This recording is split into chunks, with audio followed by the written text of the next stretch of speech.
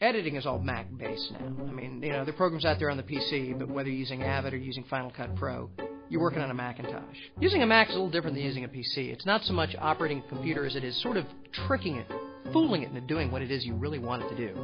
You kind of have to sneak up on a Mac. I don't feel like I'm operating the Mac so much as I'm just there sharing the Mac experience.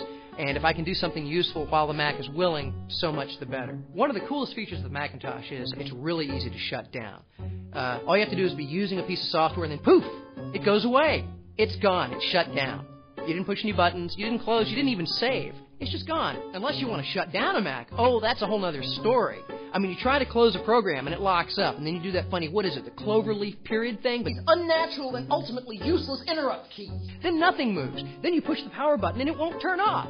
You go around and unplug it, and you better hope you're not on a laptop, because then you got to find the damn battery and try to pull that out, or the thing will never shut down. So I put my CD in the CD-ROM tray, and I'm copying media off that CD, dragging it onto my desktop, dragging it onto my desktop, dragging it onto my desktop. I eject it, and where did my files go? It's the only operating system I know of where click and drag does not mean you actually copy or move anything. No, you're just making shortcuts on your desktop. So I've got my next CD, and I slam it into the CD-ROM tray, and lo and behold, it starts playing all by itself. I'm looking for a way to turn it off. Finally, out of desperation, I click and drag the CD into the garbage can. The system locks up. So I go to the cloverleaf period spacebar thing, hoping I can stop the program, and I get a little caution window saying, careful, interrupting this program may lock up the system. I try to click OK, but the system's already locked up! I like the handle here. That's so you can attach a chain and use it as a boat anchor! The Mac is practicing some kind of bizarre psychological warfare on me because I'm working late at night, and at the corner of my eye I keep seeing this thing jumping up and down. The update manager is bouncing at the bottom of the screen like a Jack Russell fucking terrier. So I'm looking around in the list of the files trying to find the executable it wants me to update, and if I click on any one of them by accident, I rename it. Oh no, it's been renamed nothing. It was some kind of important system file, and the computer crashes. On a PC, no data is really lost. I mean, there's a way to undelete a file. If you know what you're doing in DOS, you can go in and recover anything that's been corrupted.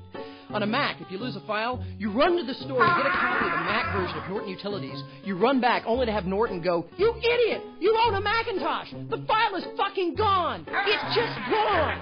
Don't have any tools or any kind of buttons or whatever dials or switches on the bottom of the screen, because if you reach for them, the dock menu comes up. You've got to angle around and slide and dodge the thing to get to the control. It's kind of like boxing with your computer. I can put it on the bottom, I can put it on the left, I can put it on the right. No, I can't put it on the top. That's reserved for the mighty Blue Apple.